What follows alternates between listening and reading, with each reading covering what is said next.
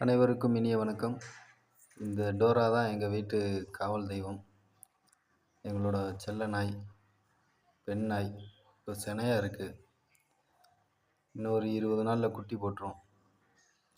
நல்ல லென்த்து, ஆனால் ரொம்ப ஹைட்லாம் கிடையாது. வேட்டைக்கு நாங்கள் தோட்டத்தில் பழகுறதுனால ஒரு நார்மல் ஹைட்டு 26, 26.75, 27 இருக்குன்னு நினச்சிக்கோங்களேன்.